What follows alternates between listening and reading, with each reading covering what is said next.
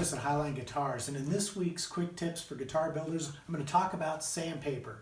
Specifically, how sandpaper is graded. It's more than just the grit size that you need to be concerned with. There are actually several different ways that sandpaper is graded, and understanding what these different grading systems are can help you avoid problems down the road, like trying to avoid those really fine scratches when you're polishing out a clear coat finish. So let's take a closer look at the sandpaper and I'll explain what I'm talking about. What I have here are two sheets of wet dry sandpaper, 1500 grit and 2000 grit. Now, common sense would dictate that I would sand first with the 1500 grit and then I would finish with the 2000 grit in order to remove those 1500 grit scratches and have a surface that would buff up to a really high gloss shine without any fine scratches. However, in this instance, you'd be wrong. And the reason is this is a high quality 3M sheet that is graded using what is known as the CAMI grading system.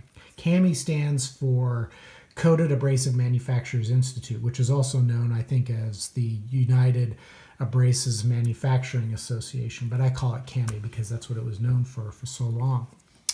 This sheet, however, this is a P designated sheet.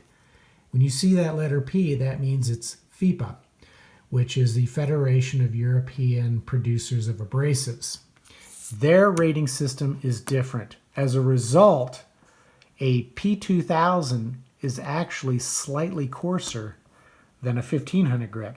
So you'd be taking a step backward.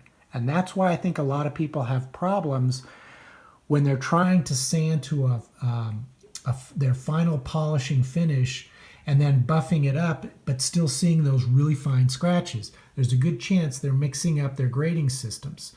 So the tip is, if you're using a CAMI graded paper, and you'll know because it doesn't have a letter, before it or after it, stick with CAMI all the way through.